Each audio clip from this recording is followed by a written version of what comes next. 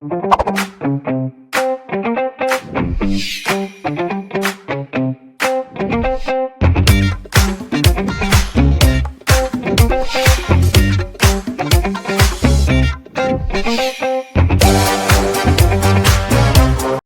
up, guys? Now, early scientists were puzzled by the very nature of gases. They were completely different from liquids and solids and proved too difficult to not just handle but also to understand. Scientists, however, being very curious people, only became even more intrigued and sought solutions to the problems of gases. In doing this, they made some assumptions that helped us understand the nature and properties of gases more clearly. They came up with the kinetic theory of gases.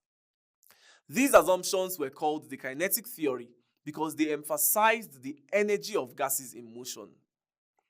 Also, the assumptions explained the physical behavior of an ideal gas and are stated as follows.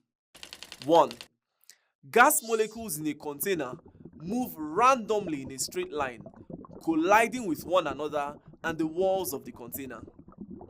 This assumption explains to us that unlike solids and liquids, which remain at a standstill when placed in a container, gas molecules are never at a place.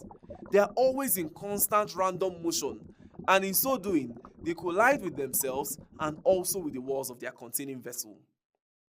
2. The collision of gas molecules is perfectly elastic. This assumption explains in clear terms that when these gas molecules collide or strike the walls of their container, no energy is lost.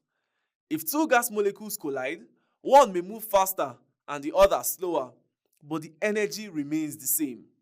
For example, if a gas molecule A possesses energy of 5 joules and collides with another B of energy 7 joules, after the collision, A may increase and possess energy of 9 joules, and B may reduce and have energy of 3 joules. But the sum of the energy before collision, which is 12 joules in this case, must be equal to the sum of energy after collision, which still is 12 joules. That is, no energy is gained or lost during collision. This is what it means when we say their collision is perfectly elastic. The third idea of the kinetic theory of gases is that the actual volume of the gas molecules themselves is negligible compared to the volume of the container.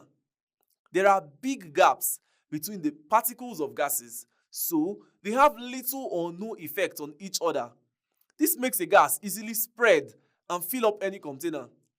If 5 liters of a gas is transferred into a 50-liter container, the gas will occupy the entire space available in the container. A simple description of this law is when a student walks into your class with a nicely scented perfume, the smell diffuses and everyone in the class is able to perceive it. This will not happen with either liquids or solids. 4. The cohesive forces between the gas molecules are negligible. This has actually been explained a little. It means that the forces that hold gas molecules are almost non-existent. Solids have a constant shape and volume because the forces holding their molecules are extremely strong. The reverse is the case for gases. They do not have a constant shape because they have very negligible force of attraction. 5. The temperature of the gas is a measure of the average kinetic energy of the gas molecules. This assumption explains that the temperature of a gas is directly related to the energy possessed by the gas. In other words, this means that the hotter a gas, the faster the movement of the molecules of the gas, and the cooler the gas, the slower its molecules move.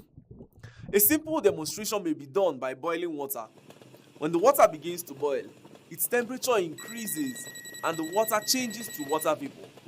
At this point, the vapor moves so rapidly that it even sometimes makes the lid of the container shake and fall off. No cool gas possesses that kind of kinetic energy. These assumptions helped us understand the nature of perfect gases so much that we became very aware of their properties and behaviors. To further understand gases though, several scientists worked extensively and even proposed several laws. These laws are known today as the gas laws. We will get to them in the next lessons. Sit tight and enjoy.